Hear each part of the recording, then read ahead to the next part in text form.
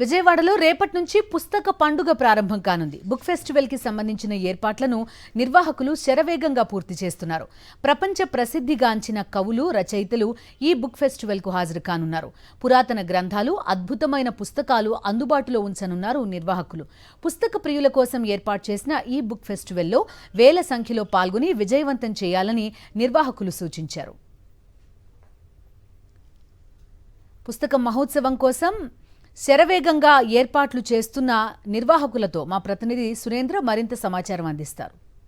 రేపటి నుంచి పుస్తక మహోత్సవం విజయవాడలో జరగబోతుంది. దీనికి సంబంధించి ఏర్పాట్లు కూడా శరవేగంగా జరుగుతున్నాయి. దానికి సంబంధించి నిర్వాహకులు మనతో ఉన్నారు, వాళ్ళతో కూడా మాట్లాడుతారు. సార్, ఎన్ని స్టాల్స్ రాబోతున్నాయి, ఏ బుక్స్ అందుబాటులో ఉండబోతున్నాయి? ఇక్కడికి 230 మంది ప్రచురణకర్తలు దేశంలో వివిధ ప్రాంతాల నుంచి పాల్గొబోతున్నారు.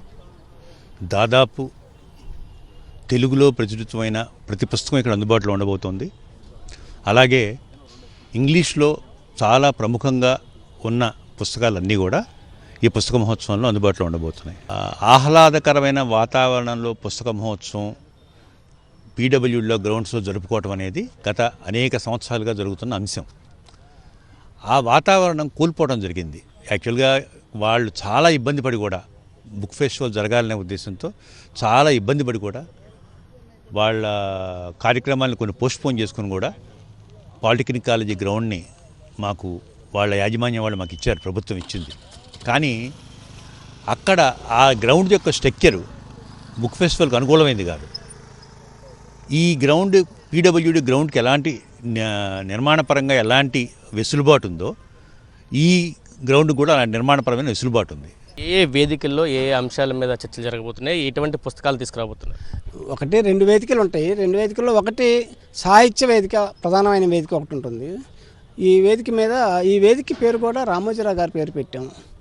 ఆంధ్ర రాష్ట్రంలో రామోజీరావు గారు చేసినటువంటి కంట్రిబ్యూషన్ జర్నలిజంలో కావచ్చు, సంస్కృతి కానీ, సాహిత్యం కానీ, భాషకు సంబంధించి అందరికీ తెలుసు.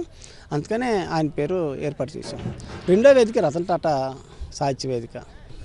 ఇది చెప్తున్నారు, పెద్ద ఎత్తున అయితే బుక్ ఫెస్టివల్ జరగబోతుంది. దీనికి ఇతర రాష్ట్రాలకు సంబంధించిన కవులంతా కూడా ఇక్కడికి రాబోతున్నారు. వివిధ 2 వేదికలు ఏర్పాటు చేస్తాయి. 2 వేదికల్లో కూడా వివిధ పుస్తకాలకు సంబంధించి పరిచయ కార్యక్రమాలు కానీ లేకపోతే ఇతర అంశాలు కానీ అక్కడ చర్చలకు వస్తాయి. ఇది ఒక భాష సాహిత్య అకాడమీ విజయవాడ బుక్ ఫెస్టివల్కి ఒక అద్భుతమైన అవకాశం కల్పించింది. దాన్ని ఖచ్చితంగా ఉపయోగించుకుంటూ విజయవాడ ప్రజలు కూడా ఈ బుక్ ఫెస్టివల్ని, పుస్తక మహోత్సవాన్ని విజయవంతం చేయాలని చెప్పి బుక్ ఫెస్టివల్ నిర్వాహకులు అయితే కోరుతున్న పరిస్థితి కనిపిస్తుంది.